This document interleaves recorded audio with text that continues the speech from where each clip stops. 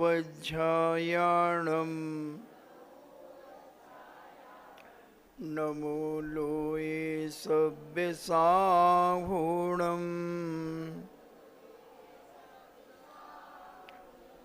पंच परमेष्टि भगवान की अहिंसामयी बीतराग विश्व धर्म की परम पूजनीय आचार्य गुरुवर श्री विद्यासागर जी महामुनिराज की परम पूजनीय निर्यापक श्रमण मुनि श्री सुधा सागर जी महाराज की।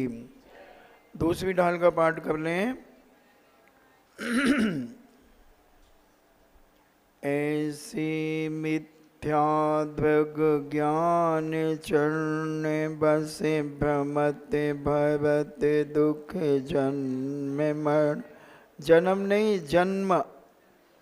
बिंदी कहाँ लगी है? माँ के ऊपर। जन्म जा अधना उमा जन्म, जन्म नहीं। हाँ चलो जल्दी पाठ करो। आकुलता से बे माही नाता तई शिव सुख मग लाग्यो चाहिए। सम्यक दर्शन ज्ञान चरण शिव मग सो दुविध विचारो। सो सत्यारथे रूप सो निश्चय कारण सो व्यवहारो। पर द्रव्यन्ते भिन्न आप में रुचि सम्यक भला है। आपे रूप को ज्ञान पनो सो सम्यक ज्ञान कला है। आपे रूप में लीन रही थिर सम्यक चारित्र्य होई। अब व्यवहार मोक्ष मग सुनिए हेतु नियत को होई। जीवे अजीव तत्व अरु आस्व बंदहु संभव जानो। निर्जर मोक्ष कहे जिन तिन को त्यों ज्यों का त्यों सवेधानो। है सोई संकृत व्यवहारी अब इन रूप बखानो। तिनको सुन सामान्य विशेष धुन प्रतीत ओरे आनो। बहिरात्म में अंतरे आत्म परमात्म जीव त्रधाहे। देह जीव को एक गिनहि बही रात में तत्व मुदाहे। उत्तम मध्यम जगन त्रिविद के अंतरे आत्म ज्ञानी। दुविध संग बिन सुध उपयोगी मुनि उत्तम निज ध्यानी। मध्य में अंतरे आत्म है जे देश व्रति अनगारी। जगन कहे अभिवत समय दृष्टि तीनों स्यो मग चारी। सकल निकल परे मातम द्विविध तिनमें घाती निवारी। श्री अरिहंत सकल परे मातम लोकालोक निहारी। अब यहाँ कहते हैं कि मध्यम अंतरात्मा और जघन अंतरात्मा कौन कहलाती है? तो मध्यम अंतरात्मा वे हैं देश व्यति अनगारी, जिन्होंने 2 प्रतिमा धारण कर ली हैं और मुनि महाराज तक छठे गुण स्थान वर्ती जो मुनिराज होते हैं वो मध्यम अंतर आत्मा कहलाते हैं, जिन्होंने 28 मूल गुणों का पालन करते हैं मगर छठे गुण स्थान में रहते हैं। क्योंकि पंचम काल में मुनिराज छठे 7वें गुण स्थान में रहते हैं, अप डाउन होता रहता है।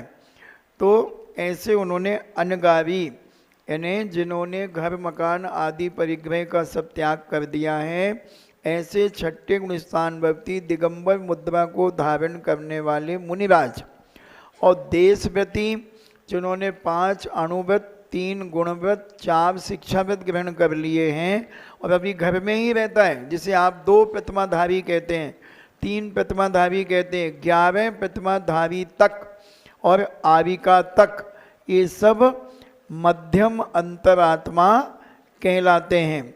अब आप लोगों का नंबर आया अभिव्यक्त।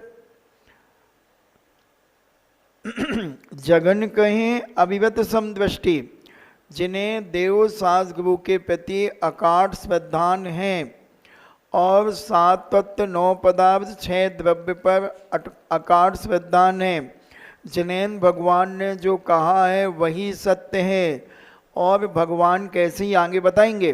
तो इसके अलावा जिसका मस्तक यहाँ वहाँ जहाँ तहाँ मत पूछो कहाँ कहाँ नहीं झुकता, और 6 महीने से पहले अगर किसी से किसी का झगड़ा हो गया है, अगर मान लो आप सच्चे देव सास गुरु को भी मान रहे हैं, सब कुछ कर रहे हैं, और 6 महीने से ज़्यादा अगर किसी के प्रति राग द्वेष कसाई आपकी हो गई, क्रोध हो गया, अहंकार हो गया, माया हो गई, लोभ हो गया, तो आपका सम्यक दर्शन चला जाएगा।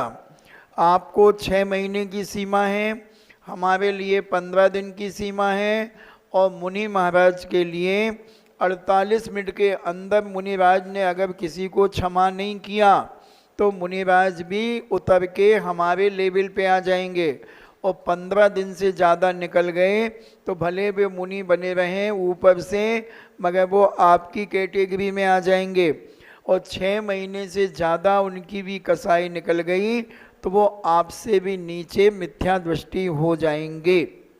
इसलिए अपन को राग द्वेष कसायों से भी बचना बहुत ज़रूरी है। किसी से लड़ाई झगड़ा हो जाए तो तुम्हारे लिए 6 महीने के पहले पहले निपटा दो। महाराज जी उसे देख कर के मुझे हमेशा गुस्सा आता है, ऐसा आप कह सकते हैं। उससे मैं दोस्ती करना ही नहीं चाहता, मगर वो मेरे पास घुसती है। क्लास की कोई स्टूडेंट हो सकती हैं, कोई सहेली हो सकती है, कोई मोहल्ले कॉलोनी के लोग हो सकते हैं जिसको हम लाइक नहीं करते, तो अब क्या करें, और हमारा सम्यक दर्शन भी बचा रहे। तो एक काम करो 6 महीने के 5 मिनट पहले उसके घर चले जाओ और उससे खूब क्षमा याचना कर लो अंदर से, मैं आपको बिल्कुल मन वचन काहे से क्षमा करता हूँ, आप भी मुझे क्षमा करें। अब हम क्रोध के बिना रह नहीं पा रहे हैं, तो 5 मिनट के लिए बिल्कुल अंदर से क्रोध को माफ़ कर दो, मायाचारी माफ़ कर दो, राग द्वेष माफ़ कर दो, और जैसे ही उठो तो एक चाटा मार के फिर आ जाओ, तो फिर कसाई तुम्हारी चालू हो जाएगी। तो 6 महीने तक तुम्हारा सम्यक दर्शन जाएगा नहीं, और जैसे ही अगले 6 महीने में 5 मिनट शेष बचें फिर क्षमा याचना करें हो, क्योंकि हम कसाई के बिना रह नहीं पाते। ठीक है,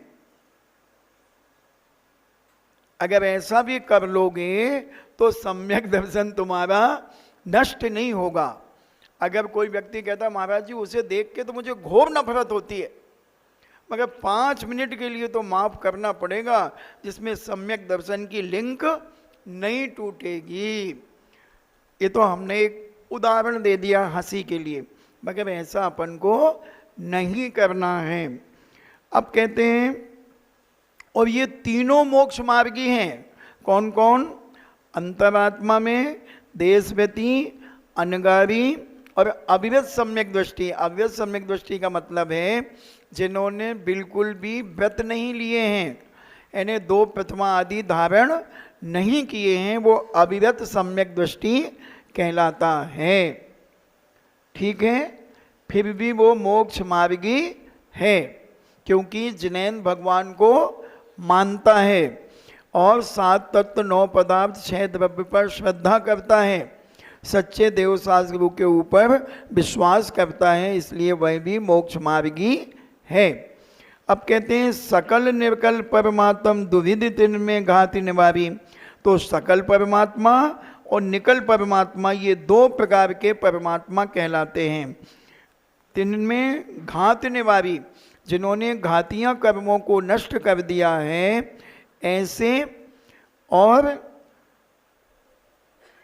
तिनमें घाति निवारी है न, जिन्होंने घातियाँ कर्मों को, जो 4 घातिया कर्म हैं, ज्ञानावर्णी, दर्शनावर्णी, मोहिनी और अंतराय, जो ज्ञान के ऊपर आवरण डालता है वो ज्ञानावर्णी कहलाता है, जो दर्शन के ऊपर आवरण डालता है वो दर्शनावर्णी कहलाता है, और जो हमारे अच्छे कार्यों में विघ्न डालता है वह अंतराय कर्म कहलाता है।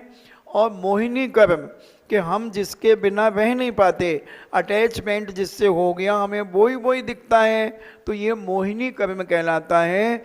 8 कर्मों का अगर कोई राजा है तो वह मोहिनी कर्म है, सबसे खतरनाक। इसी मोह को जीतना है, और जिसने मोह को जीत लिया वो महाराजा बन सकता है। तो ये 4 कर्म जिनके नष्ट हो जाते हैं वो परमात्मा, अरिहंत परमात्मा कहलाते हैं। अनंत भगवान के 4 कर्म पूर्णता नष्ट हो जाते हैं तो वो अरिहंत कहलाते हैं। ठीक है, अब कहते हैं श्री अरिहंत सकल परमात्म लोकालोक निहारी। तो जो जिनको केवल ज्ञान कहो, परफेक्ट नॉलेज कहो, जिनके 4 कर्म नष्ट हो जाते हैं उन्हें केवल ज्ञान प्राप्त हो जाता है, और सारा लोक अलोक उनके सामने दृष्टि गोचर होता है। वो देखते नहीं हैं, उन्हें दिखता है, इन्हें उनके ज्ञान में सब कुछ दिखता है। ऐसे अरिहंत परमेष्टि सकल परमात्म, और ये लोकालोक निहारी। तो ये सकल परमात्मा जो हैं ये लोकालोक को, यानी पूरे 3 लोक में कहीं पर भी तुम छुप करके काम करोगे उन्हें दिखता है। दुनिया में कोई भी ऐसी जगह नहीं है कि तुम उसे छुप करके कर लो, और कोई देखे न देखे तुम तो देख ही रहे हो ना। चाहे तुम लेटरिन में बंद करके, बाथरूम बंद करके कोई पाप कर लो, मगर तुम्हें तो मालूम है कि हमने गलत किया है। उसी प्रकार भगवान के ज्ञान में भी दिखता है। इसलिए कोई भी ऐसा काम ना करें जो हमें छुप करके करना पड़े। किसी ने पूछा पाप काम किसे कहते हैं? जो काम छुप करके किया जाता वो पाप कहलाता है, और जो उजागर किया जाता है वो पाप नहीं कहलाता। जिसमें डर लगे कोई काम करने में वो पाप है, और जिसमें निडरता रहे वो पुण्य है। शॉर्ट एंड स्वीट परिभाषा। जिस काम में कपकपी छूटने लगे, पैर कपने लगे, हाथ कपने लगे, कोई क्या कहेगा और किसी को मालूम चल जाएगा, तो जहाँ तो बट परंतु किंतु लगा वहीं पाप शुरू हुआ। इसलिए डंके की चोट पे बिंदास होकर के काम करो, खुला काम करो। जो कर नहीं तो डर नहीं, गलत करना नहीं तो डरना किसी से कभी नहीं। डरते वो हैं जो गलत काम करते हैं। हमारे महाराज क्यों नहीं डरते किसी से? डंके की चोट पे बोलते हैं, क्योंकि गलत है ही नहीं। जो गलत हो वो डरे। तो ऐसे ही अपन सच्चे देवशास्त्र गुरु को जब मानेंगे तो अपन दुनिया में किसी कर्म से या किसी अन्य मिथ्या देवी देवताओं से नहीं डरेंगे। क्योंकि जिसकी डायरेक्ट कलेक्टर से पहचान हो तो क्या वो पुलिस वुलिस वालों से डरेगा? नहीं डरेगा। और जिसकी डायरेक्ट मुख्यमंत्री से पहचान हो, मोहन यादव से, तो वो किससे डरेगा? एसपी, डीएसपी, कलेक्टर आदि से क्यों डरेगा? एक फोन करेगा मुख्यमंत्री को तो वो यही अरेस्ट हो जाएंगे। इसलिए अपनी पहचान किससे है? अनंत भगवान से। जब अनंत भगवान से हमारा डायरेक्ट कांटेक्ट है तो हमें किसी छोटे मोटी देवी देवताओं से क्या लेना देना है? वो हमें सैल्यूट मारेंगे। इसलिए अपना मस्तक अरिहंत भगवान को झुकाना, अब निकल परमात्मा का स्वरूप, उनके ध्यान का उपदेश कहते हैं। ज्ञान शरीरी त्रिविधि कर्म मल वर्जित सिद्धे महंता।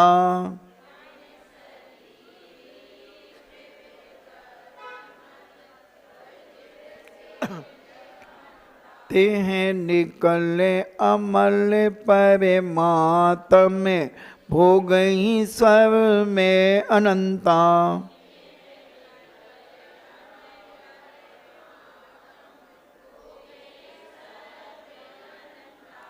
बहिरात में ताहे ये जानी तजे, अंतरे आत्म हुजे।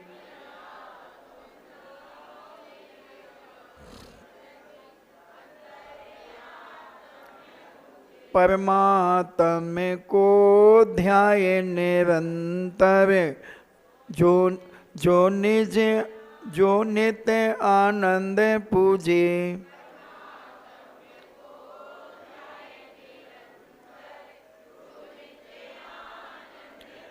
ज्ञान सरीवी त्रिविध कर्ममल वर्जित सिद्ध महंता। तो सिद्ध भगवान कौन है? जिनका ज्ञान ही शरीर है। अब जो शरीर है वो उनका नष्ट हो गया, कपूर के समान उड़ गया। ज्ञान शरीरी त्रिविध कर्म, 3 प्रकार के कर्म, ज्ञानावर्णादि कर्म, द्रव्य कर्म और रागादि भाव आदि जो हैं, शरीर आदि जो 9 कर्म हैं, वो सब उनके नष्ट हो गए, समाप्त हो गए। ज्ञान शरीरी त्रिविध कर्मल वर्जित सिद्ध महंता, जिन्होंने इन 8 कर्मों को नष्ट कर दिया है, ऐसे ज्ञानावर्णादि 8, ज्ञानावर्णी, दर्शनावर्णी, मोहिनी, आयु, नाम, गोत्र, अंतराय आदि जो कर्म हैं, इनको जिन्होंने नष्ट कर दिया है, और द्रव्य कर्म और भाव कर्मों को भी जिन्होंने नष्ट कर दिया है, ऐसे 9 कर्म। और ते हैं निकल अमल परमात्म, और जिनके अपन समझे निकल गए हैं सारे कर्म, वो निकल परमात्मा है ना, निकल गए हैं जिसके। तो ऐसे वर्जित, यानी जो इन सब से मैल से रहित हैं, राग द्वेष कसाय आदि अष्ट कर्म आदि से, द्रव्य कर्म भाव कर्मों से जो पूर्णता रहित हो गए हैं, अमल यानी बिल्कुल पवित्र हो गए हैं, ऐसे महंत यानी महान पूजनीय सिद्ध भगवान हैं। सिद्ध भगवान कहो, सिद्ध परमेष्टि कहो, निकल परमात्मा कहो, ये एक ही बात है। अष्ट कर्मों से रहित कहो, ये सब पर्यायवाची नाम कहलाते हैं। और भोगे सर्व अनंता, तो वो अनंत सुख को प्राप्त हो गए हैं, अनंत सुख ग्रहण करते हैं, उन्हें अनंत सुख की प्राप्ति होती चली जाती है। ऐसे पूज्य महंत सिद्ध परमेष्टि निकल, यानी जिनके अष्ट कर्म निकल गए हैं, ऐसे परमात्मा हैं वे। और कैसे हैं? अनंता, भोग ही सर्व अनंता, सर्व यानी सुख, समस्त सुख को ग्रहण करते हैं। भोगने का मतलब है उन्हें प्राप्त होता है, ग्रहण करते हैं।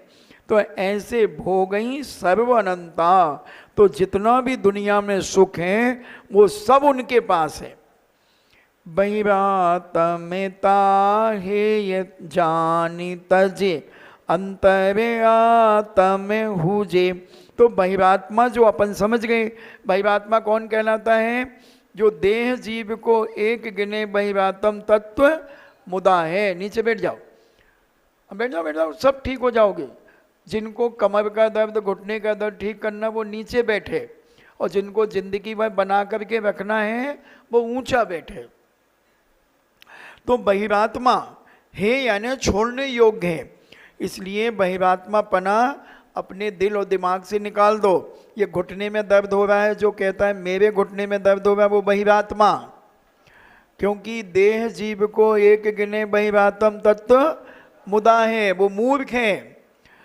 क्योंकि घुटने में आत्मा को दर्द होता ही नहीं, घुटना मेरा थोड़ी है, दुखना तो पड़ोसी का है। कमर मेरी थोड़ी है, कमर तो पड़ोसी की है, क्योंकि अपन पढ़ करके आ गए हैं। और देह जीव को एक गिने, जो अपने शरीर और आत्मा को एक मानता है, वो बहिरात्मा है, वो मोक्ष मार्ग से बाहर है, क्लीन बोल्ड हो गया वो। इसलिए अपन क्लीन बोल्ड क्यों होंगे? इतना तो थोड़ा सा विवेक रखें कि शरीर अलग है और आत्मा अलग है, और ये कष्ट सहने से ही कर्मों की निर्भर होती है। अब जे भाई प्रवचन में जिज्ञासा में नीचे बैठती है, और यहाँ इस कुर्सी मिल गई तो यहाँ कुर्सी में बैठ गई, ये कहलाती है धोखेबाजी। अरे ठीक हो जाएगी, तुम नीचे तो बैठो, हजारों लोगों की कमर ठीक करा दी मैंने भाई। नहीं, अभी हम देखते हैं इनको, जिज्ञासा में नीचे ही बैठती हैं वो। अब बातें नहीं करो, लुगाइयों की बातें और गधे की लातें समझती नहीं है। जितना अपन अच्छा विनय से बैठेंगे उतना पुण्य बंद होगा और कर्मों की निर्जरा होगी। थोड़ा कष्ट सहन करो, क्या फर्क पड़ता है। अभी कह दिया जाए 11-11 हज़ार रुपये मिलेंगे, सभी नीचे बैठेंगे, तो मैं कह रहा हूँ गर्भ का बच्चा भी जिसको बैठना नहीं आता वो भी बैठ जाएगा, क्योंकि 11,000 मिलेंगे। सब भी क्षमता है बैठने की। अभी पुलिस वाले आ जाएंगे, बहन जी बैठोगी नहीं, नहीं तो अभी जेल में भेज देंगे, तो अपने आप नीचे बैठ जाएंगे। बैठ जाओ बैठ जाओ, तुम तो बहुत होशियार भाई हो भाई। बहिरात्मता, तो बहिरात्मापना जो है वो छोड़ने योग्य है। ऐसा जान करके तजिए, इन्हें समझ करके उसे छोड़ दीजिए और अंतर आत्म हो जाइए और अंतर आत्मा की ओर आगे बढ़िए। अंतर आत्मा होने का परिणाम अपने मन में लाइए। परमात्मा को ध्याय निरंतर, जो ऐसे बीतरागी परमात्मा भगवान को निरंतर अपने चिंतन मनन में लाता है, जो नित्य आनंद पूजे और उसको रोज आनंद ही आनंद प्राप्त होता चला जाता है। नित्य यानी हमेशा आनंद की प्राप्ति होती रहती है। इसलिए जो अनंत भगवान पर श्रद्धा रखता है, उनका पूजन करता है, उनका जो अभिषेक करता है, उसके जीवन में आनंद ही आनंद आता है। अशोक पाटनी का नाम सुना तुम लोगों ने, आर.के. मार्बल्स वालों का? क्या करते थे पहले? वो माचिस बेचते थे, माचिस, पान की दुकानों में जा कर के। मगर उनका नियम था प्रतिदिन जिनेंद्र भगवान का अभिषेक करना बचपन से। और ये भी नियम था कि मेरे जेब में जो सबसे बड़ा पैसा होगा वो मंदिर की गुल्लक में डलेगा, चाहे 5 पैसा हो, 10 पैसा हो, 25 पैसे हो, 50 पैसे हो, 1 रुपया हो, 2 रुपया हो, 5 रुपया हो, 10 रुपया हो, 50 रुपये, जो भी हो। तो मैंने जब सुना था मैंने पहले, फिर 1995 में हमने जब किशनगढ़ में चातुर्मास किया, तो एक दिन वो कहीं विदेश से लौट करके आए थे और हम लोग आहार चर्या को उठ रहे थे। तो उस दिन उन्होंने अभिषेक नहीं किया क्योंकि बहुत लेट हो रहे थे, 10 साढ़े 10 बज गए थे। तो उन्होंने पर्स निकाला और 500 का नोट गुल्लक में डाल दिया। अब 1995 में 500 के नोट की क्या वैल्यू थी? बहुत बड़ी वैल्यू थी। तो जब हमने उनको देखा तो मेरे मन में आया कि आज डाल दिया होगा। फिर मैंने कमेटी से पूछा कि भाई तुम्हारे किशनगढ़ में कोई ऐसा व्यक्ति है जो 500 का नोट गुल्लक में डालेगा? बोले नहीं महाराज जी, 500 रुपया तो जो भी देगा वो रसीद कटवाएगा, 100 रुपया की रसीद कटवाएगा, 500 तो बहुत बड़ी बात हो गई। तो हमने कहा ये गुल्लक कब खोलोगे आप? तो बोले महाराज जी दिवाली के बाद। तो हमने कहा ये मुझे बताना कि 500 के नोट कितने निकले। बोले क्यों? हमने कहा पूछ रहा हूँ, मुझे चाहिए नहीं है मगर बताना जरूर। तो जब उन्होंने गुल्लक खोली तो 139 139 नोट 500 के निकले। तो हमने कहा भाई किसने डाले? बोले महाराज जी एक ही भामास आए हैं हमारे यहाँ का, वही डालता है। तो आज कहाँ पहुँच गए? जिनके पास साइकिल थी, बिक्की थी, और आज हेलीकॉप्टर में उड़ रहे हैं और 40-45 तो मर्सिडीज गाड़ियां हैं उनके यहाँ पर।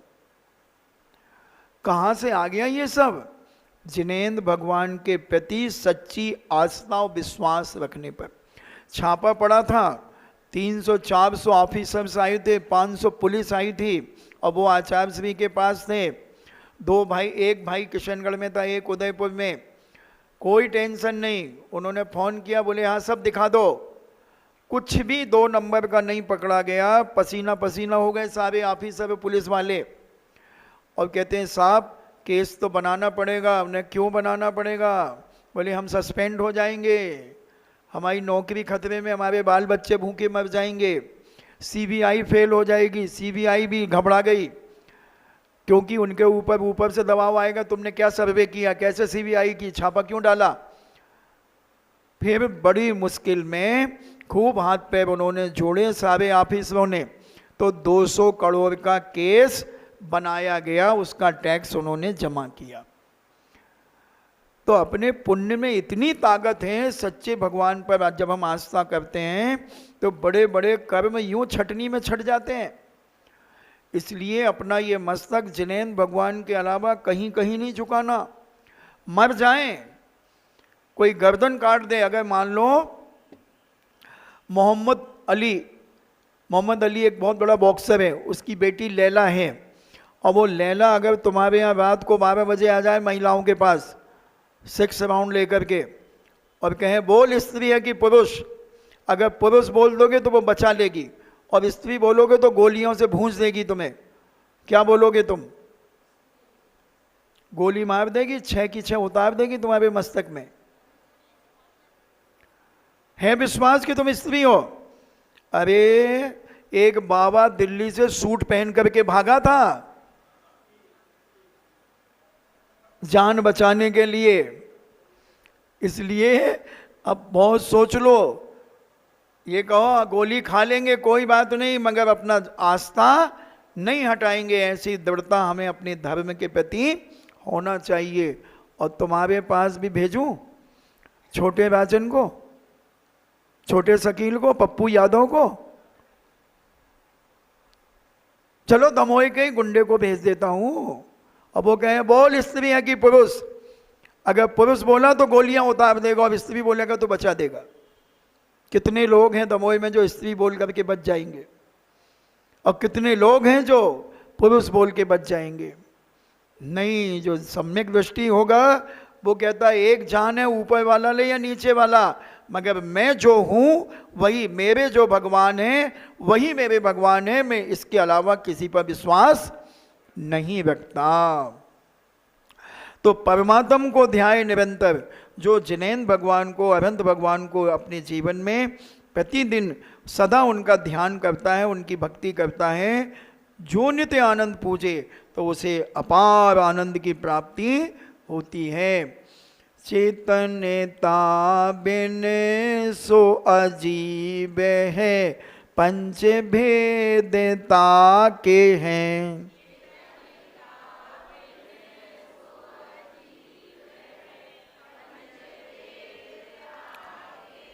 पुद्गल पंच बरन रस गंध दो, फरस बसु जाके हैं।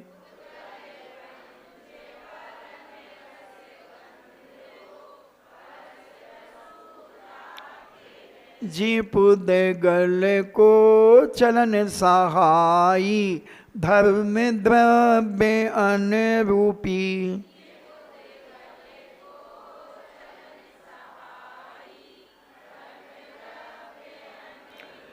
तिष्ठत होय अधर्म सहाई, जिन बिन मूर्ति निरूपी।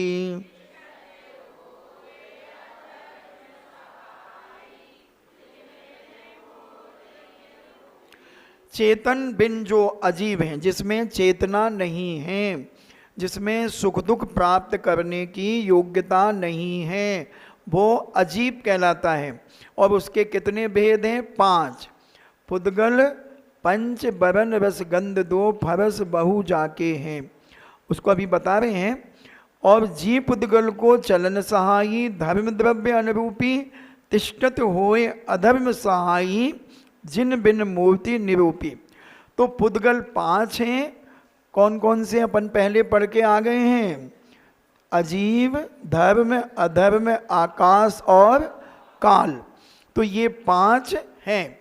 फिर वर्ण भी 5 हैं, गंध 2 हैं, स्पर्श बसु यानी 8, और फरस यानी स्पर्श। तो ये उसके 8 भेद हैं। जी पुद्गल को चलन सहाई, और पुद्गल को चलने में जो सहयोग देता है वो धर्म द्रव्य कहलाता है। और अनुरूपी है, मतलब वो रूपवान नहीं, हमें देखने में नहीं आता धर्म द्रव्य। और तिष्ठत होई अधर्म सहाई, जो हमें रुकने में हेल्प करता है वो अधर्म द्रव्य कहलाता है। इधर धर्म और अधर्म से ये मत लेना अहिंसा धर्म है और हिंसा अधर्म है, ये नहीं है यहाँ मतलब। वो धर्म अलग है, ये तो जो हमें चलने में सहयोग देते हैं, हमने जैसे उदाहरण दिया था मछली को चलने में पानी सहयोग देता है, ऐसे ही जो जीव हैं उनको उठने बैठने में, चलने में, हर क्रिया करने में जो सहयोग देता है वो धर्म द्रव्य कहलाता है। और हमें जो रुकने में, तिष्ठत, जो हमें रुकने में सहयोग देता है वो अधर्म द्रव्य कहलाता है। और जिन बिन मूर्ति निरूपी, और वो निरूप है, अमूर्तिक है, हमें दिखाई नहीं देता है। बच्चों लेट क्यों आते हो? कल भी लेट आए थे, आज भी लेट आए थे, क्या लेट गए थे? हैं? अच्छा, हम समझे लेट गए थे आज ज़्यादा देर तक, इसलिए लेट आ गए। तो ऐसे अजीब तत्व वो हैं जिसमें चेतना से जो रहित हैं, और उसके 5 भेद हमने आपको बता दिए। और वर्ण जो 5 प्रकार के होते हैं, सफ़ेद, लाल, हरा, नीला, पीला, ऐसे ये 5 कलर होते हैं। और गंध, सुगंध और दुर्गंध होती है। स्पर्श हल्का, भारी, रूखा, चिकना, कठोर, मुलायम और खट्टा मीठा, ठंडा गरम। तो ये ऐसे स्पर्श हो जाते हैं।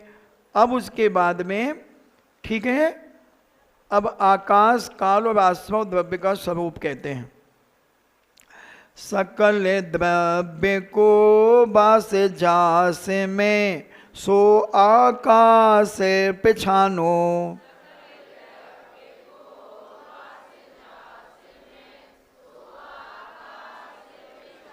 नियत वर्तन निस दिन सो बेवे, हारे काल परिमानो।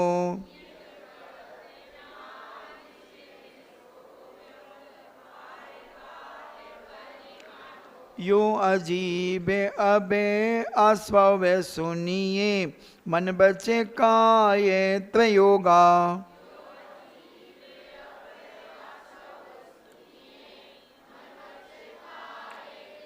मिथ्या अभिरत अरु कसाय पर, माद सहित उपयोगा।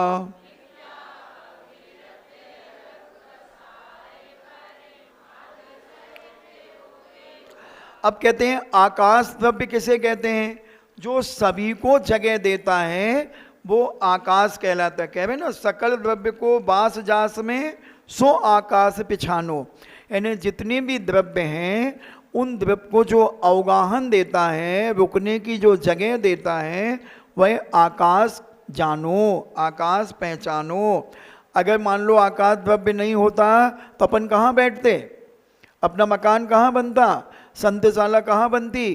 कहाँ पर क्या होता? तो ये आकाश द्रव्य जो है वो सबको अवगाहन देता है, ठहरने की जगह देता है, वो आकाश द्रव्य कहलाता है। ऐसा जानना चाहिए। नियत वर्तना निस्दिन सो व्यवहार काल परिमानो, जो परिवर्तन करता है प्रतिदिन, यानी स्वयं जो चेंज होता रहता है, वो निश्चय काल है। जो रात दिन आदि होते हैं वो व्यवहार काल है। घड़ी, घंटा, मिनट, सेकंड आदि जो होते हैं, इसको हम व्यवहार काल, काल यानी समय, टाइम, तो ये व्यवहार काल कहलाता है। और निश्चय काल किसे कहते हैं? जो अपने आप चेंज होता रहता है, वो निश्चय काल कहलाता है। इनकी डेफिनेशन पीछे प्रश्नोत्तरों में और दी हैं। मैंने आप लोगों से कहा जिनको कुछ भी अगर डाउट हो तो 2 बजे के बाद ऊपर आ जाया करो, जहां हम बैठते हैं वहां पर सब समाधान दे दिए जाएंगे। बहुत सारे लोग आकर के पूछते हैं, ये बताए ना, मिनट, सेकंड, घड़ी, घंटा, ये सब व्यवहार काल कहलाता है। यूं अजीब अबे आस्वाव सुनिए, मन बचे काय त्रयोगा। अब अजीब और आस्वाव किस प्रकार से होते हैं उसको मन वचन काय, जो तीनों योगों को एकाग्र करके सुने। मिथ्या, अभिव्यक्ति, अरु कसाय। मिथ्या, अभिव्यक्ति, कसाय और प्रमाद सहित उपयोगा। तो ये मिथ्या यानी उल्टा, जो जैसा नहीं है वैसा उसे मानना, वह मिथ्या कहलाता है।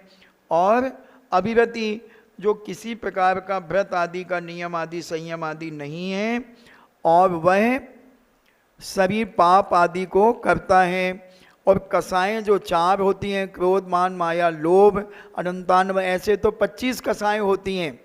अनंतानबंदी की 4, क्रोध मान माया लोभ, फिर उसके बाद प्रत्याख्यान क्रोध मान माया लोभ, अप्रत्याख्यान क्रोध मान माया लोभ, संजुलन क्रोध मान माया लोभ, और हार्स रति अरति शोक भय जुगुप्सा स्त्री वेद पुरुष वेद नपुंसक वेद, ऐसी ये 9 और 16 25 कसाएं हो जाती हैं। इनको आगे जब अपन बहुत बड़े ग्रंथ पढ़ेंगे तो इनका डिटेल पढ़ेंगे। तो हम सभी 12 साल का कोर्स कर लो, इतने ज्ञानवान हो जाओगे। अब तो तुम्हारे यहाँ और फैसिलिटी हो गई, एकलव्य कॉलेज से भी ये कोर्स होगा तो आपको डिग्रियां मिल जाएंगी और वहाँ से भी शास्त्री की उपाधि आचार्य की उपाधि मिल जाएगी। हम तो क्षुल्लक ही बने रहेंगे और तुम आचार्य बन जाओगे। चेला गुड़ शक्कर हो जाएगा और गुरु गुड़ रह जाएगा। इसलिए अच्छी पढ़ाई करो धर्म की तो कभी जीवन में विचलित नहीं होगे। और जिस घर में बच्चों जाओगे उस घर को भी मिथ्यास से निकालकर सम्यक मार्ग में लगा दोगे। इसलिए ज्ञान समान आन जगत में सुख को कारण, अगर कोई सुख का कारण है तो ये जैन धर्म का ज्ञान ही सुख का कारण है। इसलिए सभी बच्चे 12 वर्षीय कोर्स का फॉर्म भर दें। 1 साल में 3 भाग और 1 6 डाला है, फिर धीरे धीरे कोर्स बढ़ता चला जाता है, जैसे तुम्हारे स्कूल कॉलेज का बढ़ता है। सभी लोग पढ़ें और फिर देखें तुम्हारे घर की आधी कलाएं तो ऐसे ही खत्म हो जाएंगी कि जब अपन को ज्ञान हो जाएगा, अगर श्रीमती मान लो खतरनाक है तो पतिदेव को कौन इसके मुंह लगे, भाड़ में तो जान दो, बड़बड़ाने दो। और अगर पति खतरनाक है तो पत्नी कहती अरे इनकी तो आदत ही है भाई, इनको तो करने दो। और सासू खतरनाक है तो पति पत्नी कहेंगे अब मम्मी की तो आदत ही ऐसे ही करने की है, इसलिए मम्मी को बड़बड़ाने दो और अपन अपना धर्म ध्यान करते चले जाओ। इस प्रकार से अपने जीवन का आनंद लो। मिथ्या अभिव्यक्ति अरु कसाय परमाद सहित उपयोगा। तो जो आश्रव कैसे होता है इन्हें आश्रव किसे कहते हैं? आने के द्वार को आश्रव कहते हैं, इन्हें पाप के आने के द्वार को आश्रव कहते हैं। तो वो मिथ्याद जो है वो कैसे आश्रव होता है? जब हम धर्म के विपरीत काम करते हैं और किसी प्रकार का नियम संयम त्याग आदि अपने जीवन में नहीं लेते, अभिव्यक्ति रहती हैं। और कसाय, छोटी छोटी बातों में हम गुस्सा हो जाते हैं, मुंह फुला लेते हैं, हमें नहीं खाना रोटी, जाओ। क्यों नहीं खाना भाई? सब्जी ऐसी बना दी मम्मी ने, कोई बात नहीं, क्या फर्क पड़ता है, एक बार देख लो और खा लो। उतरी घाटी और हुई माटी, जैसे ही जिह्वा के नीचे जाती हैं तो वो माटी हो जाती है। इतनी 4 अंगुल की जिह्वा के गुलाम हो गए अपन। अरे अच्छी नहीं लग रही तो कोई बात नहीं, फिर भी खा लो। गुस्सा नहीं करो, गुस्सा करोगे तो कसाई कहलाएगी और कसाई कहलाएगी तो आश्रव होगा, आश्रव होगा तो बंद होगा, तो कर्मों का बंद हो जाएगा। तो इसलिए इससे बचने का प्रयास करना चाहिए। प्रमाद यानी आलस, इन सब से इनसे सहित जो प्रमाद करता है, कसाय करता है, अभिव्यक्ति यानी व्रति आदि कोई नियम संयम आदि नहीं लेता, पंचेंद्रियों के विषयों में जो लिप्त रहता है उसी में अपना उपयोग करता लगाता है, तो उसे पाप का आश्रव होता है। अब आश्रव के त्याग का उपदेश और बंध संदर्भ और निर्जरा का लक्षण कहते हैं। यही आत्म को दुख, यही आत्म को दुख कारण, तातहि इनको तजिए।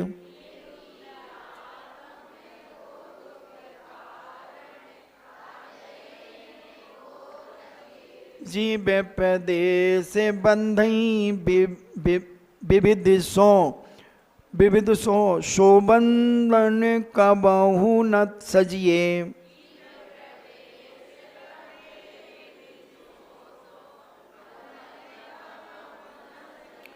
समदम ते जो कर्मे न आवई सो संबरे आदरिये।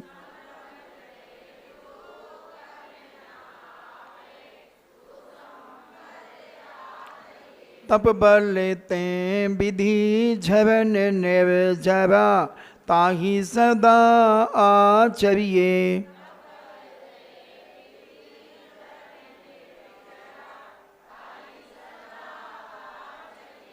टाइम क्या हुआ भैया, महाराज तो नहीं आए अभी।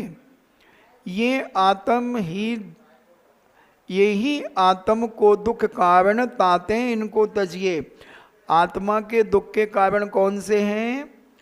मिथ्यात, अभिवती, कसाय और प्रमाद।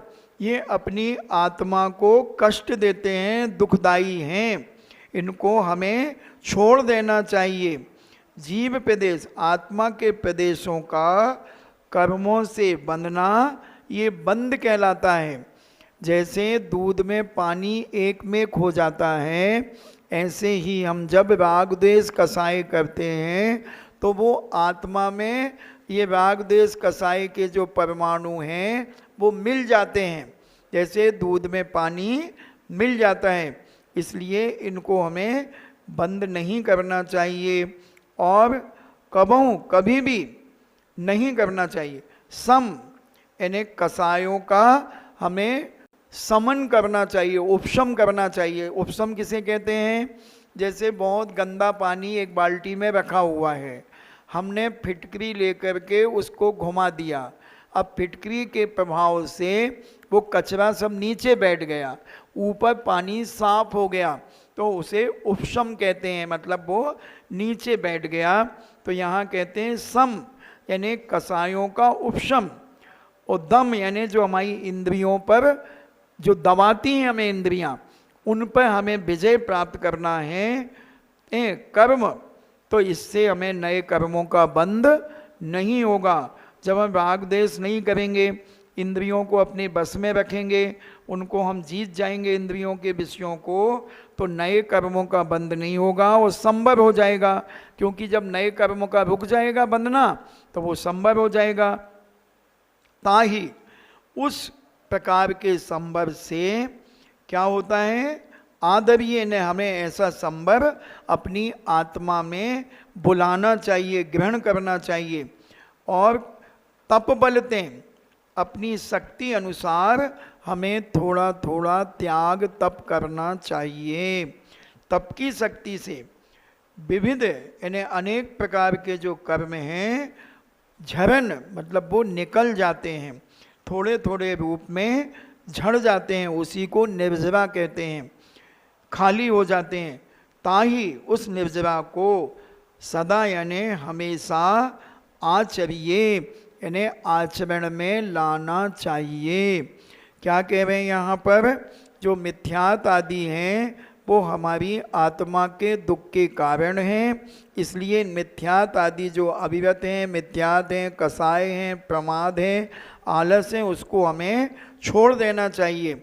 और आत्मा जीव प्रदेश, जो आत्मा के प्रदेश हैं, उन आत्मा में विभिन्न प्रकार के राग द्वेष कसाय जो हमारे कर्म हैं वो उसमें चिपक जाते हैं, उसी को बंध कहते हैं। और फिर वह बंध जो है कबहू न सजिए, यानी इस प्रकार का काम कभी नहीं करना चाहिए जो हमारी आत्मा को गंदा करता है। इन कसायों का उपशम करना चाहिए, मतलब जो राग द्वेष कसाय हैं इनको हमें बार बार उत्पन्न नहीं करना चाहिए, उनको दबाना चाहिए। और इंद्रिय मन पर और अपनी जो पंच इंद्रिय हैं, स्पर्शन, रसना, घ्राण, चक्षु और कर्ण, इन पर हमें विजय प्राप्त करना चाहिए। कैसे? आज हमें बहुत चटपटा खाने की इच्छा हो रही है, हमें नहीं तो तुम सारी मिर्चियाँ ला करके धर दो। एक उदाहरण दे रहा हूँ कि चटपटा खाने की इच्छा हो रही है तो हमें आज मिल जाना, और नहीं मिला तो हमने बमचक मचा दी पूरे घर में। क्या मम्मी ऐसे कैसे बना दिया? नहीं, कोई बात नहीं, जैसा माँ ने बनाया, माँ के हाथ का भोजन तो अमृत होता है। माँ जहर भी खिला दे तो बच्चा मरेगा नहीं, क्योंकि माँ की शक्ति अलौकिक होती है। तो उस कोई बात नहीं, रसना इंद्रिय का विषय नहीं मिला, जैसा मिला वैसा खा लो। इस पर्सन, अरे मम्मी क्या इतने दिन से कह रहे हैं कि डल्लम पिलो का गद्दा मंगा दो, देखो इसमें कितने गुट्टे निकले आए इस गद्दे में, इधर छुपता है, मेरी पीठ में बहुत दर्द होता है इस गद्दे में सोने से। कोई बात नहीं, इस पर्सन इंद्री पे विजय प्राप्त कर लो। रसना घ्राण, कितनी बदबू आ रही है, जब अगरबत्ती तो जला दो 2-3, सेंट को फुर, वो कौन सा एक वो आता ना रूम, हाँ उसको कर दो ना। अरे क्या फर्क पड़ता है, कौन सी बदबू, नाक फटी जा रही क्या? कोई तुम्हारे वैसे ही गलियों में निकल जाओ तो नाक तो वैसे ही फटे, सारी जहाँ देखो वहाँ गंदगी गंदगी है, तो थोड़ी सी घर में भी बदबू आ रही है, कोई बात नहीं। फिर क्या हुआ, इस पर सुनना ज्ञान चक्षु, क्या बहुत बेकार लग रहा है, अच्छा नहीं दिख रहा, मम्मी घर का कलर तो चेंज करा लो जरा। अरे क्या फर्क पड़ रहा है, इतना बढ़िया तो है। अच्छी चीजें सुनने का मन हो रहा था, मगर पापा गुस्से में आकर के 2-3 बुरे शब्द कह गए। कोई बात नहीं, सुन लो, पापा तो बड़े हैं, बड़ों को सब माफ है। तो ये अपनी इंद्रियों पर विजय प्राप्त करना चाहिए। महाराज आ गए, तप बलते हैं विधि, और अपन जब नियम संयम आदि के माध्यम से, इसको और कल बताएंगे। जिन वाणी के ज्ञान से सूझे लोकालोक, सो वाणी मस्तक धरे सदा देत हूँ दो। हे जिनवाणी भारती तोह जपो दिन रैन, जो तेरो शरणा गए सो पावे सो। देव भजे और हंत को गुरु सेवा निर्बंध, दया धर्म पालो सदा, यही मोक्ष का पंथ।